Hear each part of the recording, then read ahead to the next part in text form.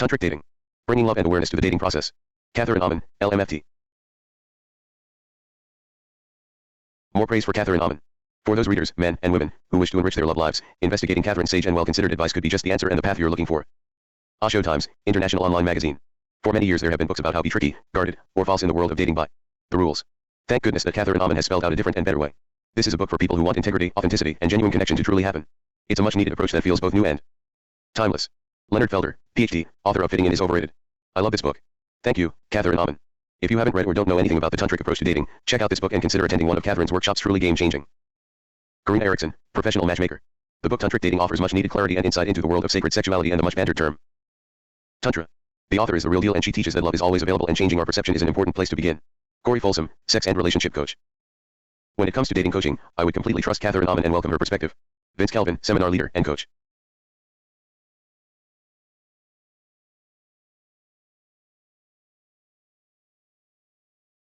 Tantric dating. Bringing love and awareness to the dating process. Catherine Amon, LMFT. Green Terra Press. M. Green Terra Press. Copyright 2020 Catherine Amon. Green Terra Press. Los Angeles CA www.greenterrapress.com. The Eyes Your False Friends. And the Egg Meditation were previously published in Catherine Amon's book Shortcuts to Mindfulness, 100 Ways to Personal and Spiritual Growth. Copyright 2017, 2020 Catherine Amon. All rights reserved. First edition 2017. Second edition 2020. Library of Congress Control Number, 202-091-0065. Library of Congress in Publication Data Amon, Catherine I. Tantric Dating, Bringing Love and Awareness to the Dating Process. 1 Self-Help 2. Dating 3. Spiritual ISBN 978-1-945085-06-2 Paperback 978-1-945085-05-5 Electronic book text. Author photo by Charity Burnett. Cover and interior book design by Lily Penn Hall.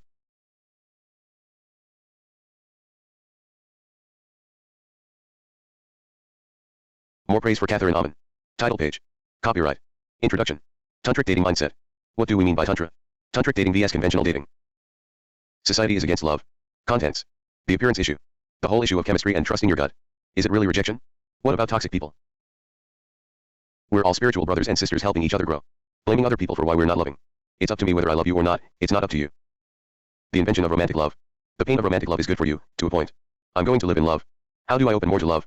Advocating for love. Tantric dating exercises. Exercise number 1, the Eyes Your False Friends. Exercise number 2, the Egg Meditation. Exercise number 3, Tantric dating meta. Exercise number 4, Tantric dating Tonglen. Exercise number 5, practicing Tantric dating principles. Exercise number 6, the perfect beloved in this moment.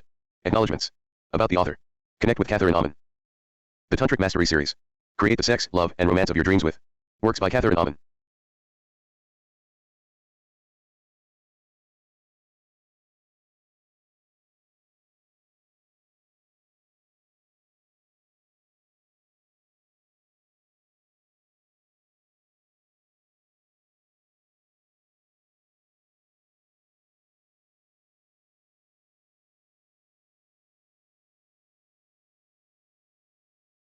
Introduction. It was a major birthday, one of those years when you take stock of if you're where you want to be. In most areas of life, I had to admit I was doing great, successful in my chosen career, great health, lovely friends, a cute apartment, financially stable, most of the things that everyone wants except for the only thing that had ever really mattered, being in a soulmate relationship with my perfect beloved. Not that I hadn't tried. Ever since I first discovered boys, outside my brother, in kindergarten, I'd been trying. After countless blind dates, and bad boys, relationship advice books and columns, online and in-person dating, an early foray, a bit unwillingly, into free love culture, endless hours of therapy, many relationships and 2 failed marriages, I had to admit, I was a dating disaster.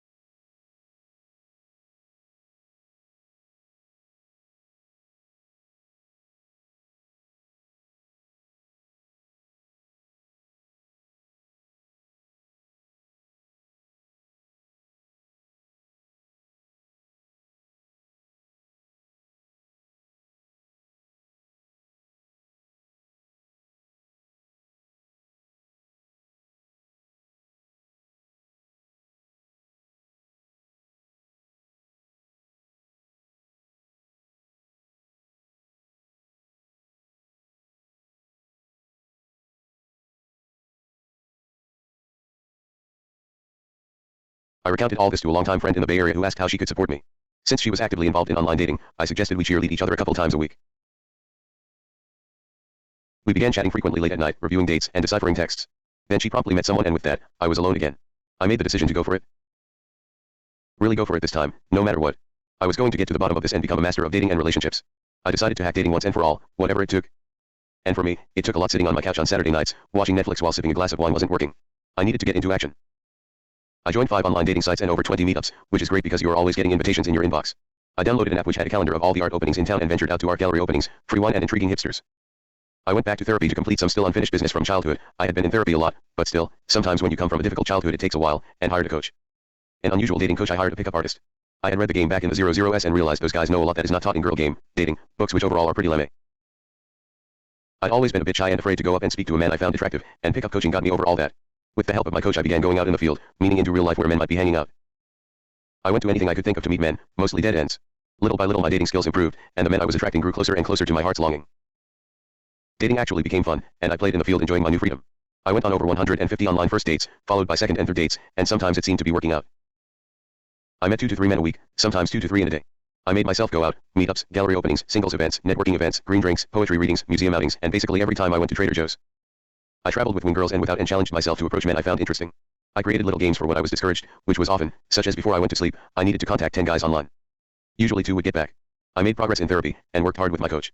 One question always nagged me though: how did all of this coexist with my spiritual life? You see, I'd lived at the Osho ashram in India for a year, a full-time immersion in Tantra and meditation. The way potential lovers met there was very different than in the conventional world. People there were friends first, and after that would see if a sexual friendship was possible. In our contemporary dating scene in the West, the friend zone is considered death. At the ashram, and in Tantra, the friend zone is exactly where you want to be. Only if you and your lover are friends will you establish the trust and intimacy necessary for good sex and a good relationship to happen. In exercises in the Tantra groups, we got close to and fell in love with people we would never have chosen if we had let our eyes be the primary criteria the way we do in the West. We learned to feel another person's frequency.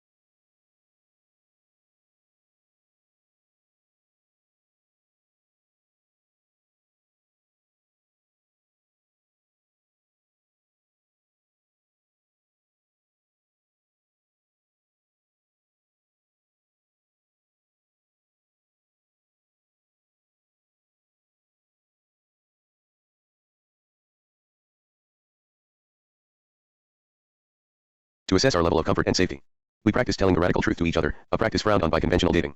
We enjoyed the process of meeting one another rather than considering it a huge, irritating chore. And we experienced loving who was present in this moment, rather than waiting for one who may never come. For years, I couldn't reconcile what I'd learned at the ashram with the conventional dating world I was now attempting to navigate. But little by little, I began to put together how dating could be part of the spiritual path. I watched my judgments, my prejudices. Did I really believe that only conventionally good-looking people were worthy of love? I observed how I searched for the wrong things instead of the only quality that's really important, kindness. I came to realize that the reason I had attracted men who were half-loving was because I was half-loving. I painfully accepted that the common denominator in my relationship problems was me. And if I wanted to meet a man who was truly loving, I would have to evolve beyond being unloving toward the men I was meeting or even viewing online. I had to confront the romantic Disney-esque fantasies that had been fed to me in movies, books, and songs that love would come to me by magic. I had to stand up to the ageism of the culture and inside myself that women, people, of a certain age are too old to find love, or that men only like younger women. This is emphatically not true. After I had made progress in my dating work, I dated men from ages 28 to 68 and everywhere in between. The 28-year-old, a true looker from Turkey, begged me to take him as my boyfriend. I said no. I had to work hard to overcome all these cultural myths. Because they are myths and because they're commonly held to be true, they are insidious. Eventually I became more loving through my process of tantric dating, loving enough to attract a loving man. After 3.5 years of hard effort, I met my perfect beloved. I didn't recognize him at first. It's true he pursued me, but if I hadn't learned what I did through decades of work on myself, we would not have met nor have the perfect soulmate relationship we have today. We got married after 2 years of being together, and together have created a relationship where both of us are always saying, I didn't know a relationship could be this good. And so, I want to teach you my method of tantric dating that attracted and created the relationship I dreamed of since kindergarten. Some people have reported profound shifts in their attitudes after reading this book. Others have criticized it for being a little slim, which it is. I still stand by its content because if you really digest it, it's all you'll need. Please bring the willingness to examine the brainwashing of the conventional world and decide for yourself. Choose to become the loving person that your heart knows you are. Share it with the world, and love cannot deny you.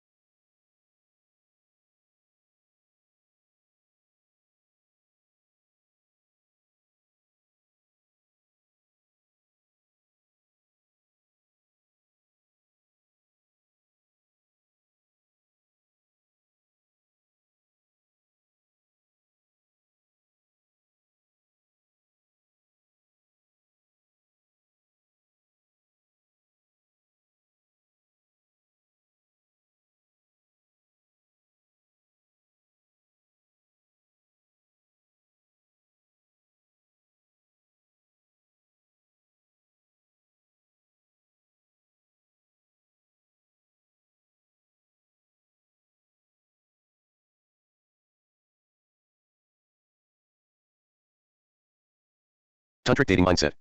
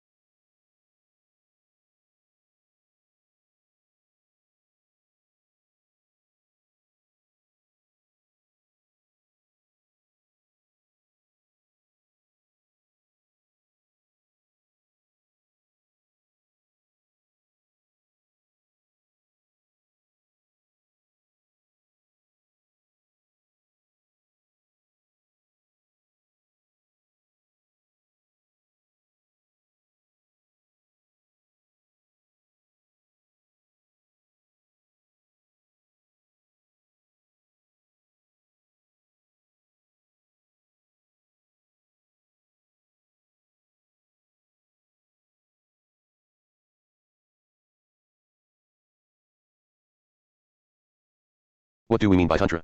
And most people hear the word Tantra, they think of sex, and often here in the Western world you'll see Tantra used as a marketing term such as come to this or buy this because it's Tantra. You've seen this, right? Actually, Osho, a spiritual teacher and Tantra master from India, explained it this way: at the essence, all teachings basically boil down to one of two paths to God: enlightenment, realization, whatever you want to use, the yogic or the tantric. In New Age circles you'll see it all mushed together, but if you look closely, you'll see that there are actually two separate paths.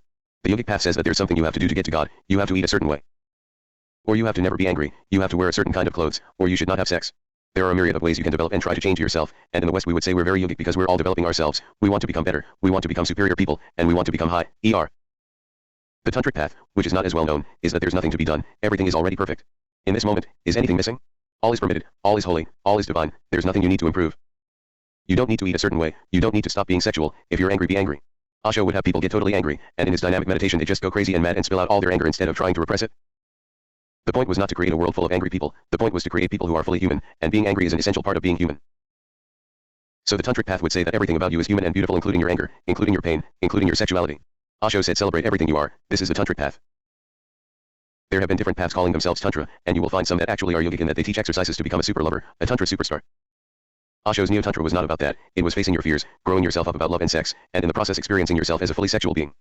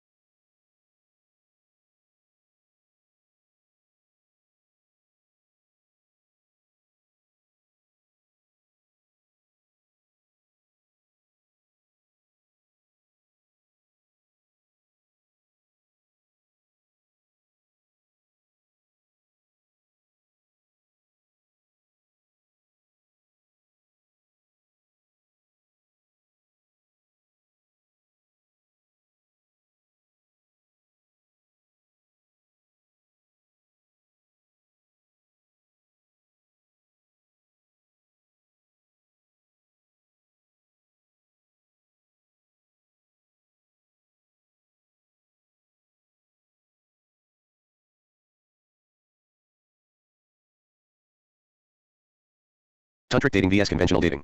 See, conventional dating in and of itself encourages us to think there's something wrong with other people and something wrong with us. Other people don't look right, and you don't look right. They're not lovable, and you're not lovable. They don't have the cool moves, you don't have the cool move. The conventional mindset encourages us to see other people and ourselves as weird and unattractive and disposable. The conventional dating process encourages us to feel I'm not doing it right, I don't meet the right people, I'm not attractive enough to date. For women it's I'm not pretty enough, and for guys it's I'm not accomplished enough. Continuing the deadly cycle of overfocus on women's appearance and men's financial status.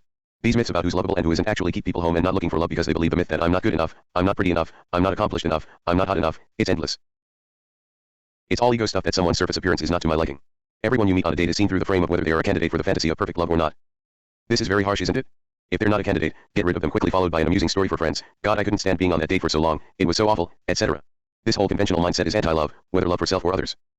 From a tantric perspective, every single person you meet is the right person in this moment. If you look at the person next to you, in this moment this is your beloved. She or he is your true love, right here, right now. The beloved is not somebody you're going to meet in the future, it's not somebody who's going to ride in on a white horse or be spotted across the dance floor. Right now, this is where love is available, this is who it is possible to love. Are you available for this love? If we're always thinking I can't love this other person because they aren't good enough for me, that's about you, not the other person. How about, let me enjoy this other spiritual being, and even if it's not the romantic fantasy, we are in this perfect spot together sharing love in this perfect moment.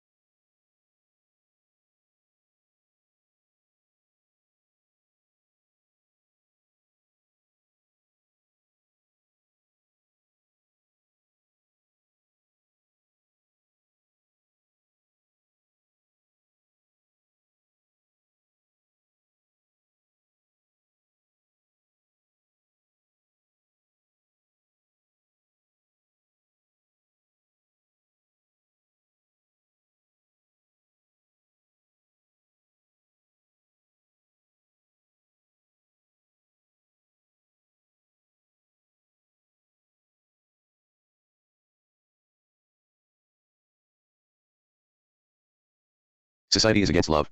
Society is designed to lure you away from being intimate with others because you are not spending any money during this time. Intimacy is the enemy of consumerism because your sense of well-being is so greatly enhanced that you do not need to buy material goods to be happy. Peter Ringle. First met Peter Ringle as one of the facilitators of the love, intimacy, and sexuality workshops at the Human Awareness Institute. Hi. They're located in the Bay Area, and I learned a great deal while moving up to level 5 in their system. I also worked individually with Peter as my therapist, so I was lucky enough to learn a lot from this man whose life mission is to help people love themselves more. How awesome is that? Peter pointed out, as in the quote above, that society is designed to seduce you away from being intimate with others because you won't spend money if you're in love and satisfied. If you're in love and fulfilled, what do you need to buy? I checked this out with a friend of mine who's been married for 25 years. He said, oh yeah, he and his wife just work, stay in and cook, watch movies, and make love, and that's about all they do. They are very happy with their lives. Think how much money is spent in the dating process, it's a whole industry. You have to spend money on your dates, buy expensive food, and drink more alcohol than you usually drink. You have to buy dating clothes, which for women must be sexy. Guys have to show off how much money they make. Certain restaurants position themselves as dating hotspots as well as certain hip bars, and there are pricey singles events and online dating sites to join. It's a multi-million-dollar business to keep you single and unhappy because if you fall in love and fall out of all that and therefore aren't spending any money, society will stop. So the whole shebang is anti-love, as Peter pointed out, which is really mind-boggling. You'll also notice it's no accident that the conventional dating mindset is the consumer model in which you are looking to acquire a high-value item, and then when that one is used up you purchase another that is presumably more expensive.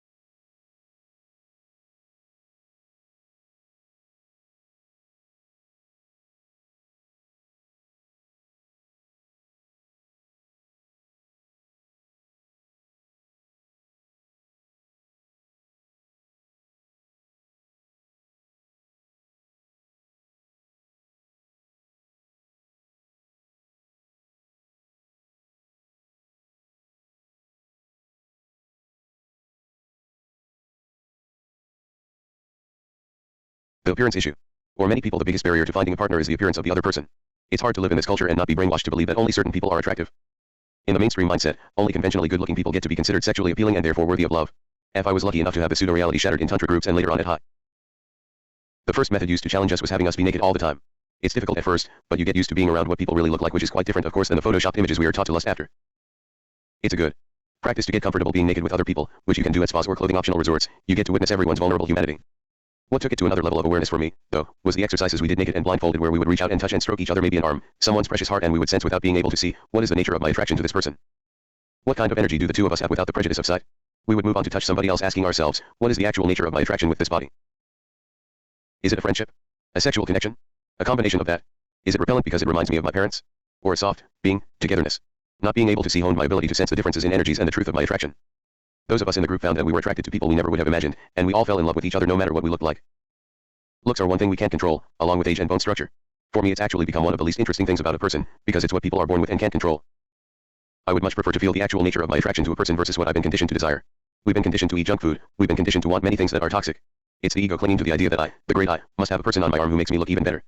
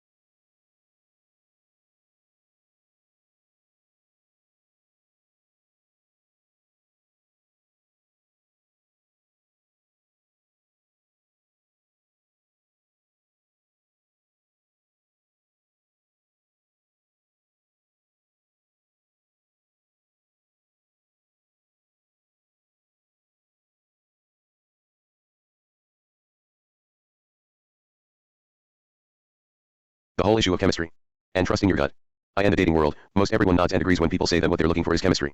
Other similar phrases you'll hear are using their intuition and trusting their gut. These are often the same people who believe they can tell within 5 seconds whether or not someone is worthy of their love. I'd like to address that as a therapist. An article in my book, Shortcuts to Mindfulness, 100 Ways to Personal and Spiritual Growth entitled Your Worst Nightmare, cites Terry Gorski, a renowned chemical dependency counselor. Gorski states that when you have the feeling of love at first sight, you should turn around and run in the opposite direction.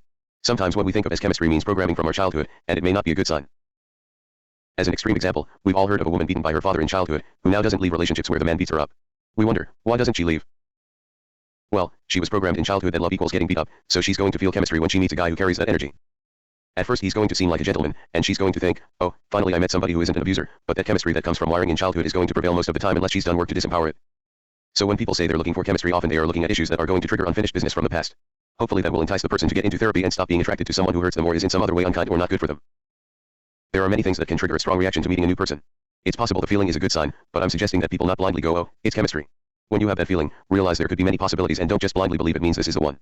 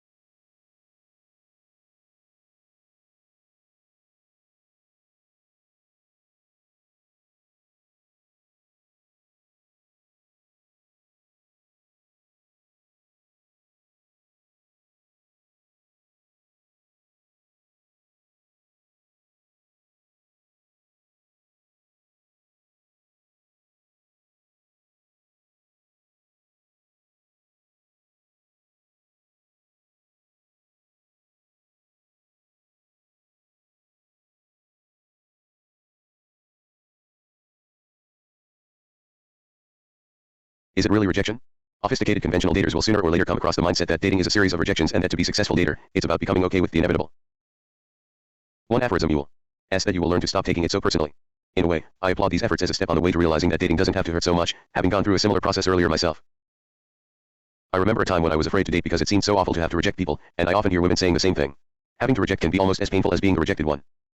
Some conventional daters use a phrase they've learned in 12-step programs that rejection is God's protection, helping them see that perhaps this was not the right person or the right time and that maybe the rejection happened for a good reason. But what happens to us when we use this word rejection? What does rejection feel like? Terrible, bad, and humiliating.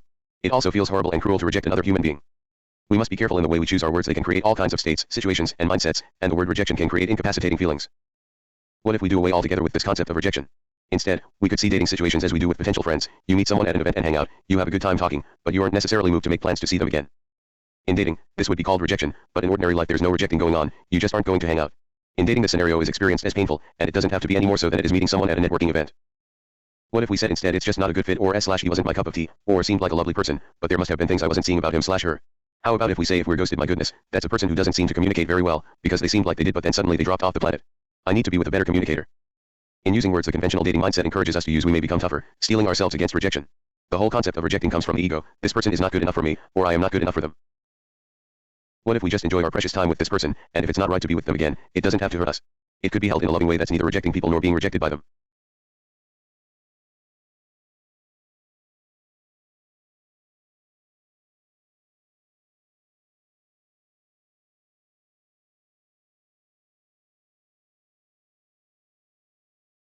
What about toxic people? I know it's quite popular, but I don't agree with this concept that certain people are toxic. It doesn't make any sense to me at all to label people that way. I find it harsh and inaccurate. Perhaps it might be helpful to label some beings as toxic is often used as a justification not to love people. In a tantric perspective, nothing is toxic. In a yogic perspective, everything is either toxic or non-toxic. In the tantric worldview, nothing is forbidden, everything is holy. Therefore, a challenging relationship with a difficult person may be just what we need to make us aware of where and how we need to grow. Observe it. Your mind is busy coming up with reasons why not to love people. They're toxic, or not good looking enough, or not spiritual, or they have too many problems. Where are these people who have no problems? People come with problems, and they're going to stir you and make your life difficult, and that's a good thing. This idea of people who are toxic could be a pretext for how do I keep people away. Not consciously, of course, it's subtle. Who can I keep away from me because they're too toxic, and they'll bring me problems? All of these people that I don't want to let close. Really, that's focusing on how to keep love away.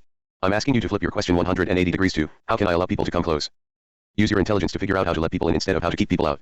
Who are you going to allow yourself to love? Consider that instead of thinking about what and who is toxic. Open up and let us in. We're all spiritual brothers and sisters helping each other grow. An attitude I developed while hanging out at the ashram and basking in the tantric atmosphere was we're all spiritual brothers and sisters helping each other grow. I'd never thought of the men I was involved with his way, so was revolutionary, and I'd been in an environment where men and women treated each other as such. It was beautiful and loving in stark contrast to conventional dating where everyone considers others as either a candidate for the perfect love or the garbage can. A brother of mine on the planet, a spiritual brother or sister who's also evolving. I believe that everyone's evolving even if they don't use that language. We come together for these romantic and sexual encounters to evolve in a certain way together. We don't know for how long, we're not in charge of that part, I don't think. So it's been a helpful mindset for me to hold that we're helping each other grow, rather than clinging to a fantasy outcome that might or might not be for our higher good. The fairy tale fantasy is that a man is going to come fully formed as the perfect prince, or for guys, that the dream woman is going to come as this totally voluptuous, always wanting to have sex, always loving person. If the prince was always ready for sex that would be fine too, but it's this idea that these perfect lovers are going to come to us fully formed that's the cause of a lot of problems. Who's fully formed? Only a person who's not human or who stopped growing, so when you meet a real person and they're not fully formed, you're going to be disappointed if you're immersed in the conventional mindset. But if you're holding it that we're all evolving and growing and we're spiritual brothers and sisters, you can allow the other person to relax in your tender and warm presence and evolve along with you. Both men and women have difficult things to overcome as we are learning to become more loving, and this path of dating, relationships, and sexuality can be one of the roadways to God. It can rapidly accelerate your growth and lead you further along the path to becoming an ultimately loving person.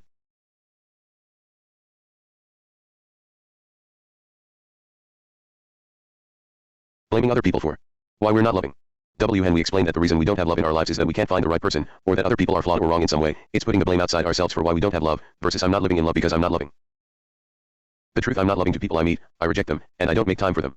Some of the ancient Tantrics, people who practiced Tantra, were tortured for their beliefs because people were so prejudiced against them. In one sect, the couple lived their entire lives sewn together into one garment. Now think about it, in today's world you can barely stand to have your lover over for an hour and a half before you start bumping against something vaguely irritating. Of course I'm exaggerating, am I, but we've all gotten used to having things our own way, and our egos clash when we spend much time together. In one of the exercises at the ashram, we experimented with a partner where we didn't let go of their hand for 3 hours. We would walk around doing every minute thing together, and I saw how much time it takes to be intimate.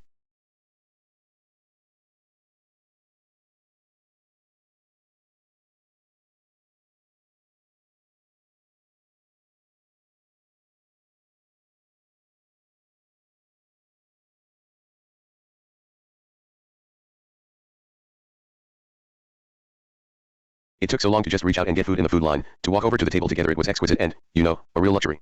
I really got the sense that it takes so much time to be loving, and we just don't have or make that time. Everyone's too busy. If you want to sit and have a coffee date with someone and you want to enjoy them no matter what they're like, you're going to have to relax and have it take time instead of be wondering how quickly you can leave.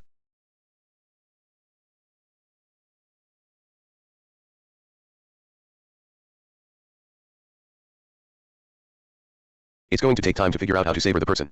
It's going to take time to have love, and it's going to take time to turn yourself into a loving person. I hear this a lot, I can't find anybody, there's nobody to love.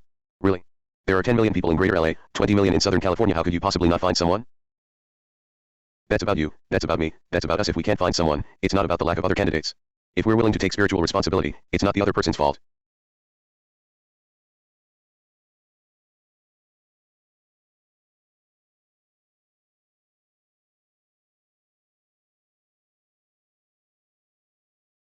The other person is an opportunity for us to learn to become more loving, and who does that need to be? That could be anyone, it could be that homeless person sitting on the bench, but we make it so hard. It's up to me whether I love you. Or not, it's not up to you. Love, are you thing to do with whether my heart's open to love or? T's all up to me if I love you or not, it's not up to you. It actually has nothing to do with you whatsoever. It has everything to do with whether my heart's open to love or not. So when I'm sitting across from you at a coffee, not about whatever characteristics and traits you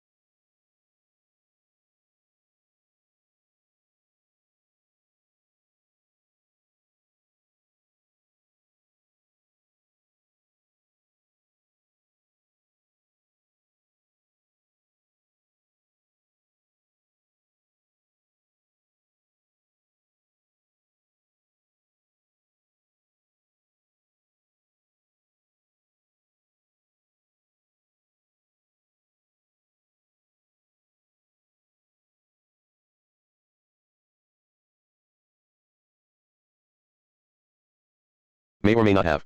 I decide to love or not love. Not you. It's a great spiritual exercise to sit and watch your ego try to convince you why it's not possible to love this person. Your ego will say, well, she's wearing a watch like that, we can't love a person who wears that brand. That's me and not the watch wearer, right? The type of watch she's wearing and whether that makes her lovable to me has nothing to do with her, it has to do with my prejudices.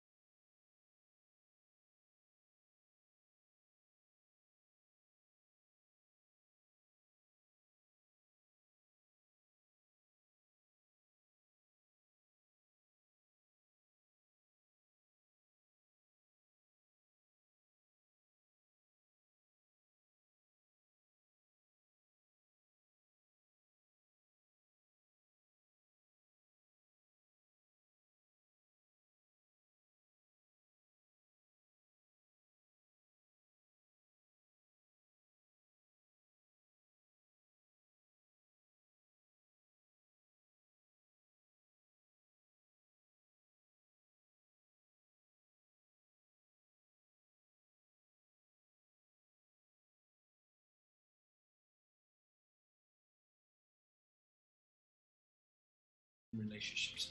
So I met Dylan last year, and we went through an amazing 3-month program together. That was quite the journey.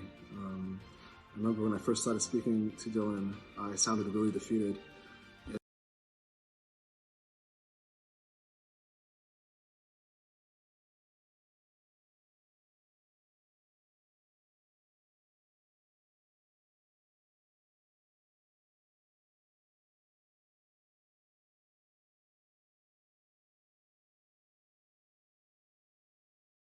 You can also use it if you're brave to show you how unloving you are, because your fantasy is that you're this great loving person, and you can't even love a simple being who's sitting across from you. Watching oneself this way on dates can be used as a spiritual discipline to see what in me is the way of love, because if I'm not meeting anybody through the dating process, it's about me, not the supposedly deficient other people. If I have too many criteria about who I might deign to love, I'll remain alone and lonely, because I have the mistaken belief that nobody except my daydream lover is good enough for me. We can develop within ourselves a tantric approach that there are many ways to love you, the you who is in front of me in this moment. In this moment I really can't think of any reason why not to love you. I don't know how long we're going to know each other, maybe for 20 more minutes and maybe 2 years and maybe the rest of our lives, but right now in this moment it's up to me, so I choose love.